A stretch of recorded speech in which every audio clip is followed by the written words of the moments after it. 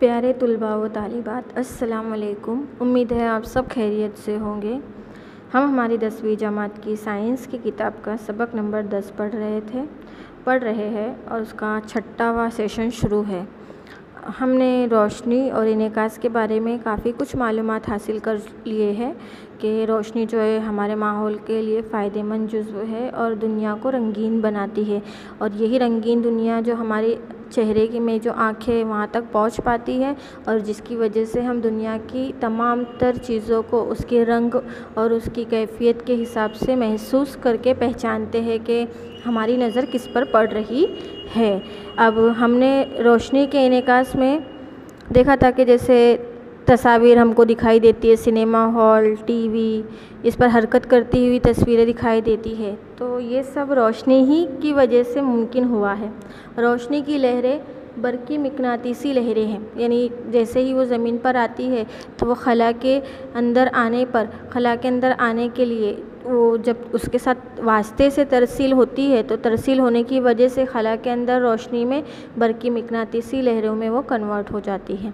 अब उसके बाद था रोशनी का इनेकास। अब रोशनी के इनेकास के बारे में भी काफ़ी कुछ मालूमात आपको हासिल हो चुकी थी कि जो रोशनी की किरणें जब किसी सादा आईने से टकराती है तो उसे मीडियम की तरफ वापस लौट आती है। जैसे कि हम किसी आईने में अपनी शक्ल देख रहे हैं तो हमें हमारी शक्ल सामने नज़र आती है, तो इसी तरह रोशनी का किसी मीडियम मतलब वास्ता।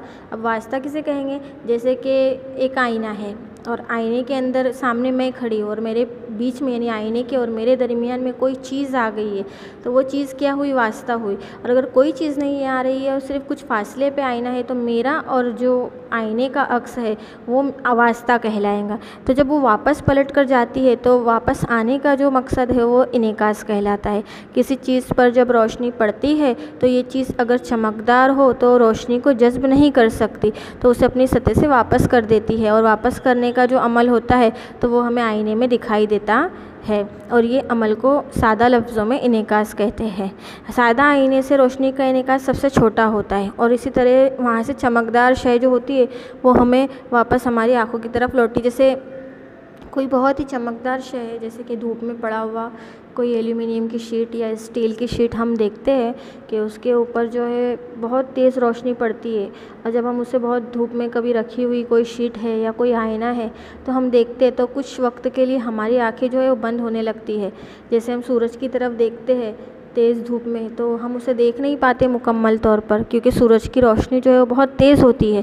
इसी तरीके से वही सूरज की तेज़ रोशनी जब किसी ऐसी चमकदार शय पर पड़ती है और वो जब हम उसे मुकम्मल तौर पर यानी खुली आँखों से नहीं देख पाते, हमारी आँखों में आंसू आ जाते हैं, तो वो रोशनी का चमकदार इनेकास होता है।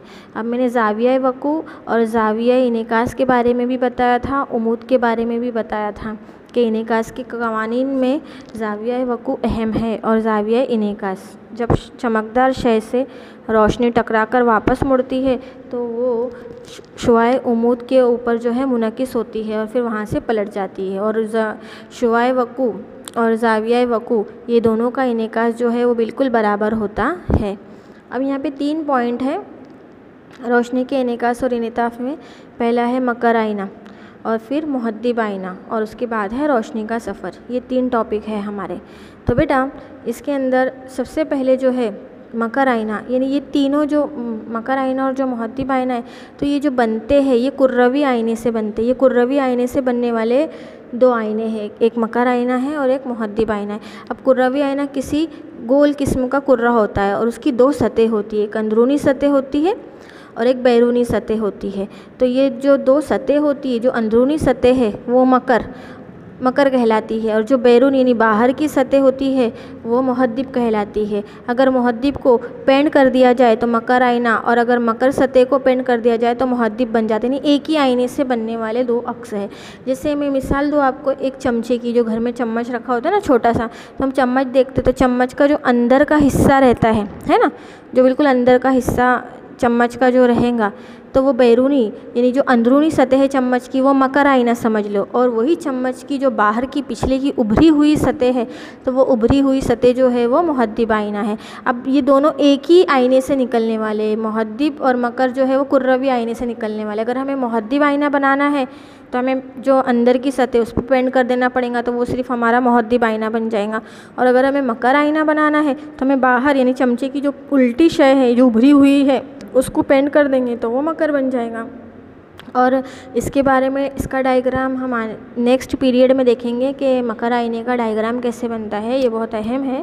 अभी सिर्फ हम एक मुख्तसर सी इसकी मालूमात हासिल कर लेंगे, इसकी तारीफ़ के, इसका कंसेप्ट समझ लेंगे कि मकर आईना क्या है, मुहद्दिब आईना क्या है, क्योंकि बच्चे इसमें अक्सर जो है कंफ्यूज हो जाते हैं और दुश्वारी होती है उन्हें। तो मकर आईना जो है वो अंदरूनी सतह, जो चम्मच का अंदर का हिस्सा होता है वो मकर आईना, और जो चम्मच का बाहर का यानी चम्मच को हम उल्टा कर देंगे तो वो जो उभरा हुआ हिस्सा है वो मुहद्दिब आईना। और ये दोनों आईने जो है एक ही आईने से निकलते हैं और वो है कुर्रवी आईना। कुर्रवी आईने की अंदरूनी सतह जो है वो मकर आईने की है और कुर्रवी आईने की बाहर की सतह जो है वो मुहद्दिब आईने की सतह है। तो इस तरीके से मुहद्दिब आईना के सामने जब कोई चीज़ रखेंगे तो उसका जो अक्स है वो हमें उल्टा दिखाई देगा और छोटा दिखाई देगा। तो ये जो है ये आईना मुहद्दिब आईना कहलाता है।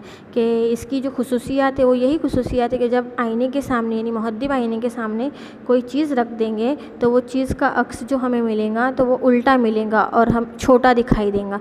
जबकि मकर आईने के सामने रखी हुई चीज़ जो है वो धीरे धीरे दूर करने पर उसका अक्स सीधा और बड़ा दिखाई देता है, तो वो मकर आईना कहलाता है।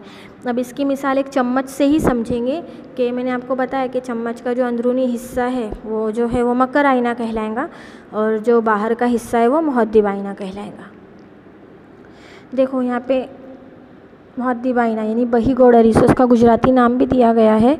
अब इसको यानी कि दूर की चीज़ें जैसे घर वगैरह में, बाहर पार्किंग वगैरह में बड़े बड़े आईने लगे रहते हैं ना, तो वो मुहद्दिब आईना कहलाएगा। कि अक्स जो है वो छोटा और उल्टा नज़र आ जाए, यानी पूरा अक्स दिखाई देता है, कौन आ रहा है कौन जा रहा है तो हमें आसानी से पता चल जाता है। ये जो है ये हमारा मुहद्दिब आईना है। इसके अंदर से हमें तमाम तर खुसूसियात पता चल जाती है कि अक्स भी पूरा दिखाई देगा और छोटा दिखाई देगा। तो ये जो है मुहद्दिब आईना है, जो अक्सर बाहर वगैरह लगा रहता है, ये मुहद्दिब आईने का अक्स है। अब इसके बाद आता है मकर आईना। तो मकर आईना, ये आईना जो है हमें अक्सर हमारी टॉर्च के अंदर जो होता है वो मकर आईना होता है। हमारी टॉर्च में डॉक्टर के पास जो भी आईने रहते हैं, जैसे दांत वाले डॉक्टर के पास जाते हैं तो वो देखता है हमारे एक दांत को मुकम्मल तौर पर देखता है गहराई से। तो वो चीज़ें वहाँ जो इस्तेमाल होने वाली चीज़ें आईने हैं वो मुहद्दिब आईना है। तो जो रोशनी को ताकतवर बीम हासिल करने के लिए आमतौर पर टॉर्च, सर्च लाइट, गाड़ियों के हेडलाइट्स में ये जो है मकर आईने का इस्तेमाल होता है। और चेहरे की एक बड़ी तस्वीर देखने के लिए भी इस आईने का इस्तेमाल कर सकते हैं। और दांतों के मरीज़ की दांत की गहराई से तस्वीर देखने के लिए भी इसका इस्तेमाल होता है। तो ये मकर आईना और उसकी कुछ मिसालें थी। मकर आईना ये अंदरूनी आईना होता है, इसके अंदर से हम बाकायदा से एक चीज़ को मुकम्मल तौर पर देख सकते हैं। अब आता है रोशनी का सफ़र। तो देखो बेटा, रोशनी तो जो है जब हम टॉर्च जलाते हैं रात के अंधेरे में तो हम देखते हैं कि उसकी रोशनी जो है वो बिल्कुल सीधी पड़ती है, जैसे तस्वीर के अंदर दिखाई गई है, सीधे ख़त में सफ़र करती है। तो रोशनी का तो एक है कि रोशनी हमेशा ख़त मुस्तकीम में सफ़र करती है। और अगर इस टॉर्च की रोशनी को किसी दीवार पर देखा जाए तो रोशनी हमें सफ़ेद गोल धब्बा नज़र आता है ना। बच्चे खेल भी करते हैं, वो लेंस वगैरह का छोटा सा आता है तो उससे बच्चे किसी के चेहरे पे चमकाते हैं, देखते हैं, कलरिंग होता है तो वो एक नुक्ता जो है वो दिखता है, सेंसर लाइट होता है। तो इसी तरीके से गोल दिखाई देती है। तो इसकी खासियत की वजह सर्च लाइट का इस्तेमाल और हवाई अड्डों, ऊंची टावर पर लगाकर किया जाता है। जो हवाई अड्डे वगैरह में देखा जाता है ना, तो उसके अंदर भी इसका इस्तेमाल होता है। जंगल में इसके ज़रिए जानवर की मौजूदगी का पता चलता है। आपने सिनेमा घर के अंदर जो प्रोजेक्ट के ज़रिए रोशनी का हम पर्दे पर पड़ते देखते, जैसे हम सिनेमा घर में बैठे रहते हैं, पिक्चर देखते हैं, लेकिन जब हम ऊपर की तरफ देखते हैं, छत की तरफ, देखेंगे एक प्रोजेक्टर यानी जो हमारे पीछे प्रोजेक्टर रूम रहता है, वो प्रोजेक्टर रूम से रोशनी जो है सीधी पड़कर पर्दे पर आती है। तो हम पर्दे की पढ़ने वाली पिक्चर को देख लेते हैं, डायलॉग को पढ़ लेते हैं, लेकिन कभी हमने ऊपर देखा है कि एक सीधी लाइन बनती है और वो जो सीधी लाइन है वो प्रोजेक्टर से निकलती है टॉर्च की शक्ल में और बड़े से पर्दे पर पड़ती है, और जिसकी वजह से हमें वो पर्दे पर चलने वाली मूवी पिक्चर दिखाई देती है। तो कभी देखना हो तो देखना आप ऊपर, तो पर्दे के ऊपर आपको दिखाई देंगी कि रोशनी जो है वो मुकम्मल तौर पर सीधा सफ़र करती है, और जिसकी वजह से हम कोई भी चीज़ को आसानी से देख सकते हैं। इन सभी मिसालों से ये पता चल जाता है हमें कि रोशनी जो है ख़त मुस्तकीम में सफ़र करती है। उसके बाद पिन होल, कैमरा, रोशनी इसकी खासियत पर काम करते हैं। और एक सवाल आ सकता है कि रोशनी की रफ़्तार कितनी है, कोई पूछ सकता है, तो आप लोगों को बता देना चाहिए, बता दूं कि रोशनी जो है फ़ी सेकंड के अंदर, एक फ़ी सेकंड में,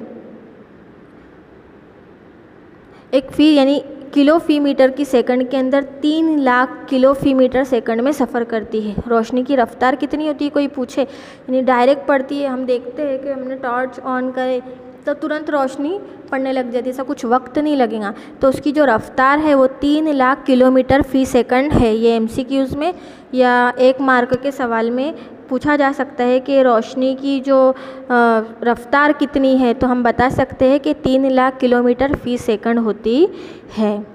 तो अब इंशाल्लाह आज तो आपको ये पता चल गया इसकी मुकम्मल मालूमात। अब हम मकर आईने का डायग्राम देखेंगे, जो मैंने अभी आपको पीछे बताया वो मकर आईने के डायग्राम के साथ हम पढ़ेंगे इंशाल्लाह। तो आज की वीडियो में इतना ही। अल्लाह हाफ़िज़।